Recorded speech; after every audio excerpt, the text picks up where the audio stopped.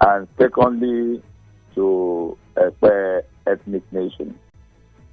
The reason being that before that Friday, I have made tremendous times to talk to Ekpeye people, trying to tell them that it was mere allegation, that I have put in several efforts to ensure we support security in a ethnic nation. And I made them understand that after my meeting with the two local government chairmen in the month of March 2023, I made a write-up to the state governor, then His Excellency Barrister Eze Ekpeye, which implies that they should urge the two local government chairmen for us to form internal security. Endorsement and return copy, which I have with me, thing was done. After my first anniversary on the 4th of May, it was a 4-day program.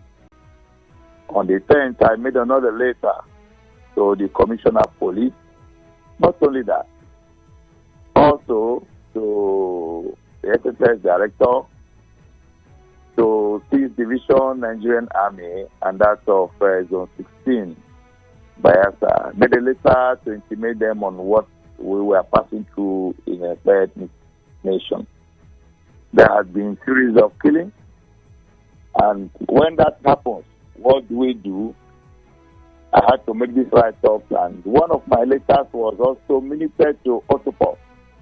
That is a special team. They call it Track 41.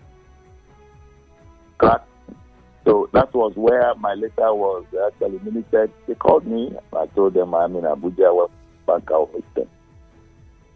But before then, we on our own, we had made series of efforts to make sure that security is neat on the board in a fair ethnic nation. So we give glory to God that on Friday, the incident that has placed me on captivity for close to 3 months, on the invitation given to me by the area commander, Hoda, that the DC special operation is in his office, that he wanted to see me. Nicodemously, I have to go there with the hope that as a first-class traditional ruler, I have nothing to fear. But lo and behold, that was the last day, that was on the 10th of September, the last day my freedom was castigated. Wait, the point is you were called for, it wasn't an arrest per se, but it was supposed to be... No, it wasn't. When they came to meet me, it wasn't as they said the DC State CID, no, DC Special Operation. Then was AC Jefta Nengi, the Assistant Commissioner of Police, Jefta Nengi, that, Assistant Commissioner of Police, Jefta Nengi, in charge of special operation, that asked the area commander Hoda to come and invite me for an interview at a Hoda police command. But lo and behold, it was turned to be arrest. When I got there, I met with him. He asked me, that I will go and interview the commissioner. I said that was not what I was told. I'd already sent a letter of condolence to the commissioner on that Saturday. And I had already promised the commissioner that I will visit him on Monday. But lo and behold, that was the last day I saw Did they my freedom. tell you why it turned into an arrest? Perhaps what was the issue, or what findings did they have that led to them taking that decision? Were you informed? No way, I was not informed. Rather, when they came to my lodge and they met me, they said they have a warrant of arrest. Can we go to the palace? I said, okay. We got to my palace. They said she opened my palace. I did that. And then that was when they now showed me, look, they have a warrant to power. I said, okay, no problem. And I told them, outside the cutting grass knife and then the table knife, you won't be able to see anything in my house. We got to my parlor, which is my palace. They said they want to get to my bedroom. I opened my bedroom. They searched the wardrobe. The next room was my wife's room, which they also opened, and they searched. It was a house I built when I was not even married, before I became a king. So it was a 4-bedroom flat, and I opened all the room for them to check, and they actually checked. I opened the hall, which I built in about 7 months after my coronation. So they opened it and checked around. They saw nothing. They said, let's go to the police station to see the special operation. So when I got there, he never told me anything. Just greeted me, King, you're welcome. That we are going to Port Harcourt to see the city. Nicodemously, I didn't argue with him. I said, okay, let's just go. I said, my vehicle has no fuel that will enter the filling station. I said, no, you wouldn't use your vehicle. I should enter the police vehicle. I entered. They took me to... All right. I think we got interrupted by the service providers. We will try to re-establish contact with my guest shortly and get on with the conversation. In the meantime, you can contribute. It's a simple thing. Now, if you follow the story, you must have... hello? Sorry. Okay. The line cut off. All right, yes. We have you now. So, yes, you were saying, and then you got into the police vehicle. Yeah. So then I was taken to SOS office then. Well, now Operation, I think it's Operation Stink office, where Jephthah was in charge. So after then, I was in the car. They didn't even take me into the office. I was in police vehicle. So after which, they asked me that we are proceeding to Operation. We're taking me to the office of the Autobus team. That is the crack team 41 strike force. So when I got there with the commander, then is Supo Iwu was the Autopost commander who got there. So it was a bit late. He now asked me, he said, Your Imperial Majesty, do I have someone to call? I said, I don't have anybody to call except my wife. I called my wife. I said, I am with these people in case I didn't get back to the house. So after I done that, I told him, say, look, in my person as a first-class traditional ruler in the state, why not I go home, tomorrow morning I report back here. He said he does not have the power to release me. As such, he will need to get the consent of the commissioner. So he called and get back to me that they have not answered. As such, he will need to drive to the office of the DC Special Operation. I said, okay. Then they now asked me to sit down, give me a chair, and asked me to wait until he comes. So we waited, no response till about 10 o'clock. When he called the station officer to tell him that, look, he couldn't get the consent of the commissioner and that of the DC Special Operation. So they kept me in an office for the very first day until the next morning, which was Monday. They said they need to take your statement. I gave them my statement, and after that, the next thing I was ordered to, they should take me inside cell. I say cell, for what purpose? A first class traditional ruler. The cell they even gave me was not a regular cell. It was a cell they refer to as the elephant cell. No, lion cell, they call it lion cell. Where I was dehumanized. How can I mean? There were about 5 suspects inside there. And I was also asked to go to cell. I entered where you cannot even stretch your leg and say, oh, first class traditional ruler. Under these circumstances, but I said, well, the God I serve, if I have committed this evil, knowingly or unknowingly, I give glory to God. We were there for 5 good days. None of my family people seen me.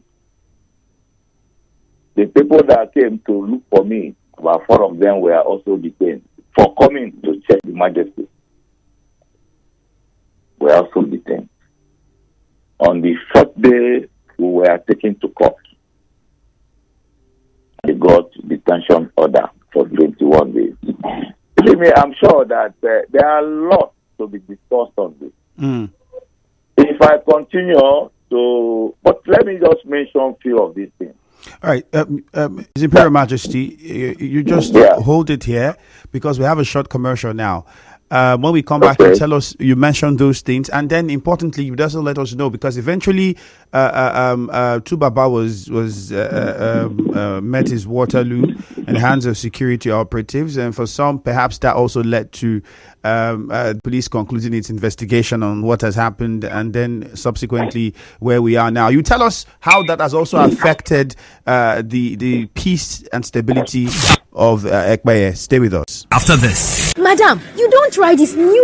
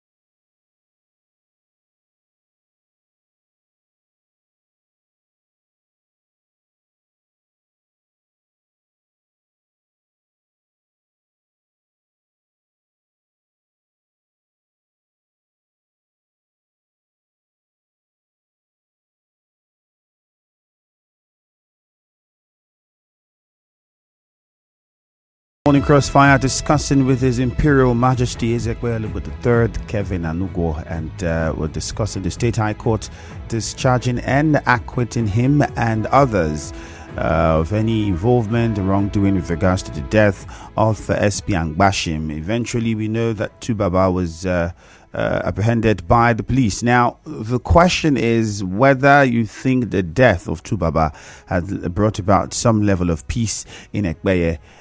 That's also something that perhaps His Imperial Majesty would give us an opinion on. And also, going forward politically, we've heard plenty of issues at the moment and voices coming out of Ekpeye with regards to the political situation in the state. Beyond that, is also some reports of internal wrangling. Well, all of these and more we would be discussing in the short amount of time that we have left. Before we get back to the phone lines, sir, thank you for staying on the line for us. Good morning again. So let's quickly get to it. You talked about getting into you called it the lion cell, as they are described it, and where you were dehumanized. Now, you said a lot happened and a few things you wanted to mention. So can you tell us those few things? Yes, these few things that I was detained in 5 good cells. After we left the lion cell, we went to the state CID. The state CID, we met the DC state CID, and he called me Kabiesi. That's what he called me because he's a Yoruba man. He called me Kabiesi. He said, Kabiesi, that I would have loved to give you a private cell based on your position. But that this case is a very trivial case, and as such, he wouldn't want to be into any form of compromise. We were detained in a cell called, that place they call it in Nigeria, but they call it Angola. That cell is called Angola. We were there. And then he called me and said, Kevin, did you have your children in politics? And about this matter is no longer the death of Bako. This one is a political setup. So the next time they asked me, do I have someone to talk to the current FCT minister? I said, yes, I have. If I don't have in the political circle, do I have in the traditional sector? I say, yes, my chairman is there, which is Oha, Sergeant Awute. I have spoken to him about it. And I told him that the irony of it is that when has traditional rulers turned to be chief security officer of the local government? We don't have security votes. But sorry to interrupt you before you go on. Did he tell you why he was asking if you had anyone who could speak with the FCT minister at the time he was governor, who could speak with the former governor? Did he tell you why he was asking you if you had anyone who could speak with him? He was no longer the governor then. He was the FCT minister. Okay. But you still have the control of the state. So when he now asked me, I just told him, yes, I have someone that could talk to him. But did he tell you why he needed you to get someone to talk to him? No, because they have finished the investigation and that they didn't see anything incriminating on that matter. So that they can ask the Commissioner of Police to grant me executive bail. But the Commissioner will want to seek the consent of the former governor of Rivers State. So I didn't stop there. I had to call our sons. They are very prominent sons. I called Prince Tibudo Muche, former Deputy Speaker of the then Assembly. I called our distinguished senator to go and plead with Ian Wike on this matter. But we were not hearing from them forthwith. So like I said, after we spent some months there, we were returned back to the Autopos team. So based on that, the former commissioner of police in the state, has never granted us interview for one day. At such caliber of people in the society, first-class traditional rulers, 3 of us that were arrested in connection of this matter. The commissioner was using non-state actor, a civilian, non-state actor, not even the policeman, on the investigation of this matter, forgetting the interest that this matter was a federal matter. The police have done their own investigations, made a report. They said he made a report. They say, oh, they have compromised. He took the matter back to Autopos. They made their findings with all my rights up. They told me, Imperial Majesty, you don't have any case to answer. You have done what people never even expected. So we were still in castration. Like I said, I would love a situation where if I had to come to the station, show you documents and evidence of what I passed through. But unfortunately, time may not be on our side to go to all the details. Hopefully, sometime in the future, we would arrange and see how we can have you in the studio live. But then, because of the time constraints, because we'll be opening the phone line shortly, I need to quickly get on to some other issues that perhaps you can give us. Like you mentioned, the issue of Tubaba. Yes, that's one I would like to. What is the situation in Ekpeye now? Okay, I think we got that interruption again from the service provider. What the situation is now is what we would want to find out from my guest. So I would try to re-establish contact with him now, and hopefully we get that going. In the meantime, the numbers to call are 0817 923 0002, 0817 923 0003, 0817 923 0007. Any of those numbers, you can call us and let us know what you think, especially those in Ekpeye. We would need to hear from you, the youth groups, women, and indigents in general, to share their thoughts with us. What the state of the Ekpeye is at the moment with regards to security, especially after the death of Tubaba. That's one of it. The other question I'll be posing to my guest as soon as we re-establish contact. But first, 0817 923 0002, 0817 923 0003. You've also heard the ordeal of His Imperial Majesty. So you can also respond to that and tell us what your opinion is on it. Eze Ochoma is on the line. Good morning, sir. You're welcome. Yeah, good morning, Ifeanyi. Yes, good morning. Yes, I've heard my Imperial Majesty speak. It's very pathetic that a first-class traditional ruler will undergo such inhuman treatment. We, as a body, the palace chiefs, we tried our best, but nobody wanted to hear us. But I thank God today he has been vindicated. The investigation has revealed that he has nothing in his cupboard. And I know from the onset that God will vindicate him. All glory to God.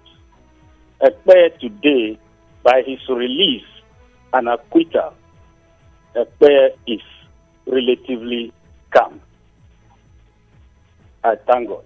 Thank you, and God bless you. Thank you very much. This message here says on WhatsApp, I still don't know what is stopping security agencies from arresting those that were mentioned for having a hand in the death of SP Bashim. Those mentioned by Honorable Boma Goodhead, he says. Okay, let's come back to His Imperial Majesty. Sir, thank you. We're having slight interferences there from the service providers. You were trying to talk to us about the implications of the death of Tubaba in Ekpeye. Yes. The two Babas said, I told the police that we are the custodian of customs. And that two Baba has not been declared wanted earlier before the death of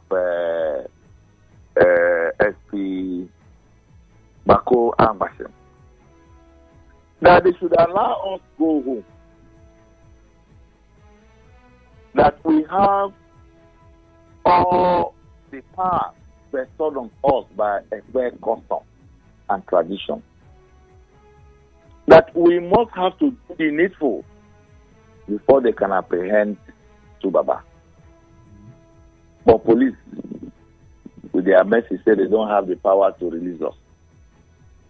But believe you me, I stand here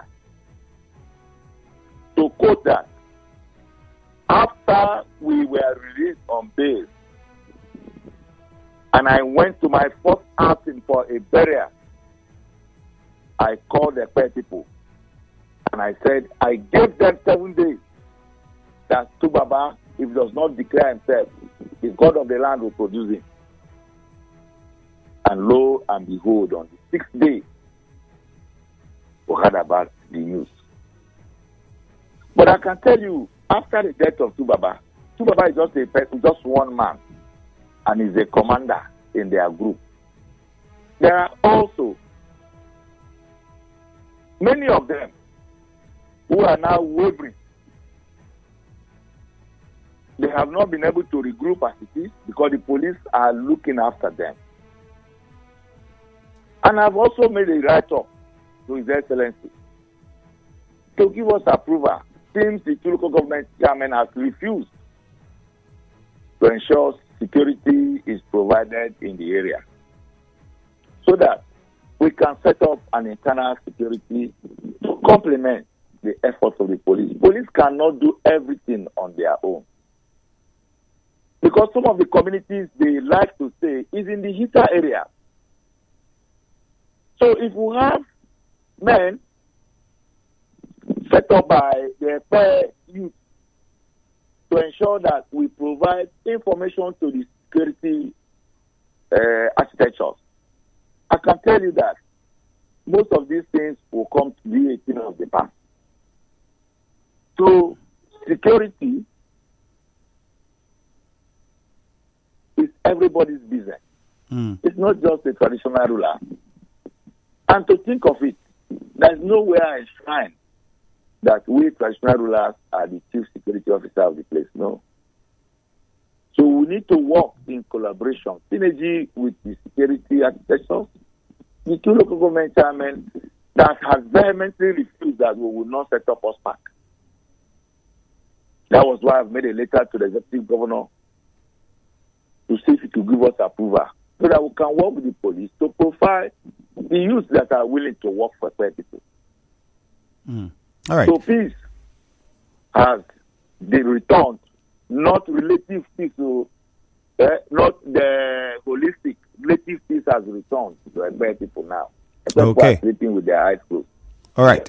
Let's take a few calls so that you respond to some questions. And there's still more we'll talk about because we're hearing reports of some internal boundary disputes and issues between several communities, autonomous nature of some communities, and etc. We'll come to that. But first, let's hear from some of our callers. Robin is on the line. Robin, good morning. Good morning, Kelvin Anugwo. You're welcome. And a warm greeting to my Imperial Majesty, the Akalaka, the 12th of Ekpeye land. Thank you. Oyukumata, Eze Ekpeye Logbo. Meka, Yomameni. Thank you, sir. Yomameni. It's Andrew. When this matter started, I called in on radio, the same way we're discussing it today, that how can police charge over 70 people to court for conspiracy? Where in the world can 70 people or more conspire to commit one crime? I have never had it. Maybe I'm here to read the book. If you have one, refer me to. Having said so, you have heard from my Imperial Majesty how he has chronicled just little what he was made to pass through in the hands of power brokers. I keep shouting that we're a conquered people. If a first-class chief in River State and a fair monarch, Akalakadi 12 can be dehumanized to this level you had him, what hope do we have for ordinary man like me? What the matter the farmer? All right, let's go to Yenegua. David, good morning. Yes, good morning, Ifemi Andrew. Yeah, welcome. Yeah, the name is David West. Good Go morning ahead. to His Imperial Majesty, Eze Ekpeye Logbo. It is quite unfortunate that His Imperial Majesty has to pass through this unfortunate, ugly, and embarrassing ordeal in his status as the king of a kingdom.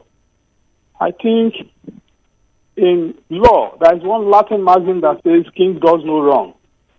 It is quite unfortunate that for the crime of one man or several others, the king will leave his throne to go and pass through this unwarranted ordeal from the hands of security agencies. My worry is security agencies should know that kings should be given certain preferences whenever they are needed for questioning or anything. I think the king does not need to have that kind of treatment.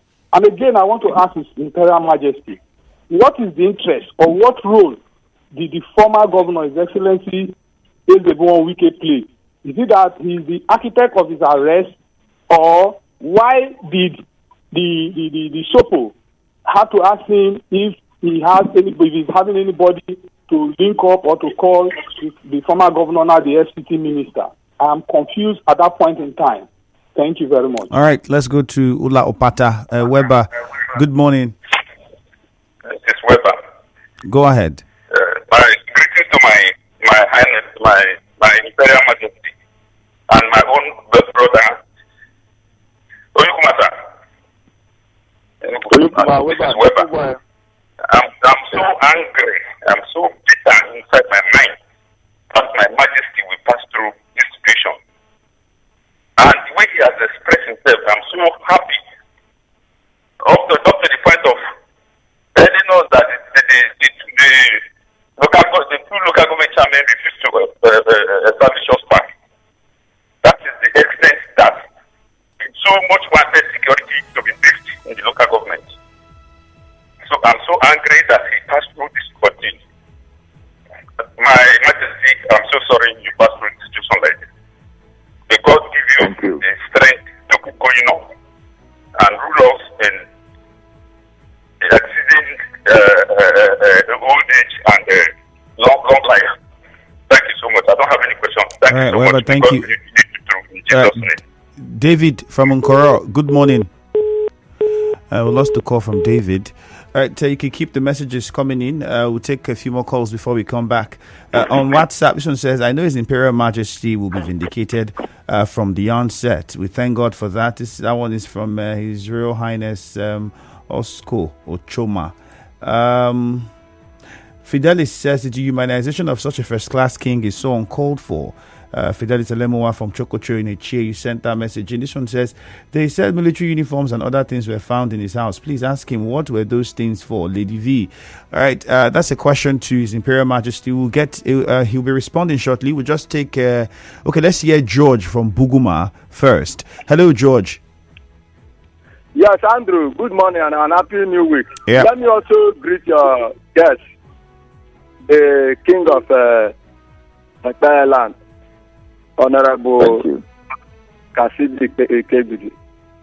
You see, Andrew, the last time I saw and I know the person of the king, I don't know him to be somebody who associates himself with crime. You can see how he quietly and openly tell Rivers people how everything went wrong. No wonder I was not surprised when he was released. You see, when a man is not found wanting, all attempts will hit the rock and will not produce anything. What I will ask this morning, he should collaborate with the state government since Tu Baba has been totally eliminated, his element, his men, those who are working for him, just like when you uproot the victory, the root is still there. I want the people of Ekpeye to join forces and make sure that these people, because a lot of crime and activities is, see, that Awuda is my headquarters, senatorial headquarters. And when we keep hearing all these pockets of crime and all kinds of people who are from the land, all right, George, trying to cause bloodlet, trying to cause unrest, trying to devastate the place and make the people run every now and then, I think it is really disheartening to the heart. All right, George, thank you. Let's move on to Tao now in Ngbaraja. Quickly, Tao, your contribution. Good morning. Good morning. Your Royal Highness, first of all, I want to empathize with you for the ugly ordeal you went through. But again, to also want to thank God for you, that at the end of the day, you came out alive. Because there are some cases like this, you hear that, while in detention, he died of diabetes or he died of high blood pressure or that kind of thing. But you came out alive because you are innocent. You see, my worry is, when he made a comment that he was asked if he had somebody that can call the FCT minister. Now, you can see the level of corruption we have in the society. The police know the truth, but it's like it was a stronger hand on them to do the needful. It's very, very unfortunate. And as I speak with you, up till today, there's still a very strong hand on the head of even the police that is just today. Thank you, my brother. All right, Tao, thank you very much. We'll try to get back to His Imperial Majesty. I think we're having interruptions with the line at the moment. The service provider's not very friendly this morning, I must say. So we'll try to re-establish contact, and hopefully we get his response before we wrap things up on the show this morning. And while we try to do that, we'll take one more call. 0817-923-0007. Hello, His Imperial Majesty. Thank you. Good morning again. Good morning, Chairman. All right. We'll try to put that call back. So just please bear with us. The situation is being handled at the moment. Okwandu is in Irebe. We'll hear from Okwandu while we try to get in touch with my guest again. Okwandu, quickly, good morning. Yes, good morning to you, Andrew. And good morning. Good morning to your guest in the studio. It's Majesty, Cassidy Integrity. You see, I don't want to go into the fact that even up to today, there is a hanky-panky that was played in the killing of Tu Baba. But what I want to say is that the criminal boy, Tu Baba, is a grassrooter. And most times, all these our traditional rulers cannot tell us that they don't know anything about them. Okay, Okwandu. It would have been better they collaborate with the state government and the security agency to fish out all these bad boys. Okay. And use them in the village to perpetrate crime. All right, Okwandu, we have to interrupt you there. Thank you. We're already running out of time. Quickly, His Imperial Majesty is back on the line with us. So one particular question that was asked by most of the callers was why you were asked. I think I'd also asked you that question by the police, whether you have anyone who could speak with the FCT minister during the time of your ordeal, even after the investigation had revealed that, well, there's nothing that you have to answer. So if you'd want to respond to that. Well, I didn't know what has prompted them to ask me such questions. And for that means that there are some of the saying, the Bible, say the voice of Jacob and then the hand of Esau.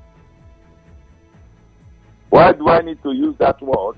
Because of what benefit will the FCC minister, my in-law, whether he was of the opinion that the incident was happening in his in-law's domain, I don't know. And I did send people to him. And what was his response? That they should wait for police report. And the police report has been ready all this while. So that gave us the insight that this matter was politically motivated. All right. It was politically motivated, okay. Obviously. We don't have a lot of time, but I need you to respond to this. So we had... Then the other issue of somebody asked whether they saw military uniforms, yes, in your house. God knows. Like I said from the beginning, I told them that outside cutting grass knife and then table knife that they would see in my house, if they see other thing in my house. People were not there. Not only uniform now. They even say they saw four coffins in my house on Facebook. I told the DC State CID, I said, look at what we are seeing on Facebook. He said, leave your cabinet, leave all those matters. Police will dig into the matters and come up with the original result of the problem. So he told me, don't mind what we see on Facebook. We don't even work with Facebook. They say in my wardrobe, they saw woman bra. Yeah, in my wardrobe. This is what they say. And I told police, when the people went back to my house, after the search warrant, we all went together. The people went back there. His Imperial Majesty, said, no. We have to just pause here. Let's take a short commercial. Stay with us, please. Okay. The Niger Delta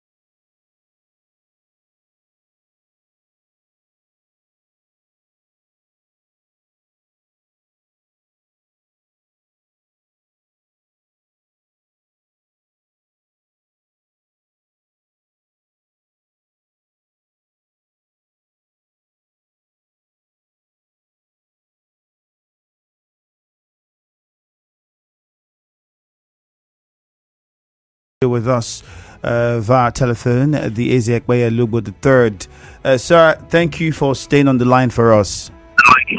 Thank you very much, Femi. So quickly, as we wrap up, it was one thing I needed you to respond to, and it was a report that came in because we had a group, a social-cultural group, Uzugbani, Igbo, Olukwo, who had said Olukwo community is autonomous, and then we had also gotten a report from His Royal Majesty, Dr. Felix Otuwarikbo, with regard a response to some of the things that they said, and said the process to make a community autonomous had not been followed, and then going back to certain court judgments, etc., etc. What's the issue with this seem to be internal disagreements and boundary issues in Ekpeye at the moment?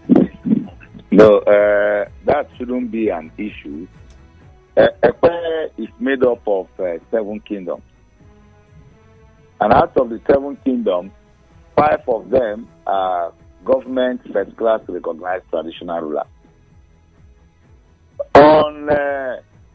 On the 10th of August, 2010, there was a bylaw in Ekpeye that classified... His Imperial Majesty, unfortunately, we can't go through the history. I just wanted you to confirm for us whether Olukwo is autonomous or not. Let me not go that history. What that means is that Olukwo is an autonomous kingdom that makes up the 7 kingdoms in Ekpeye. All right. That's what we want to take. We're already out of time. Thank you very much. We have to go for the news now at 9. Thank you for your time once again. All right. My name is Ifeemi Andrew. The news at 9. Jude is already in the studio. Hello Port Harcourt comes in next. Stay with us. You are tuned in to 92.3 Nigeria. It's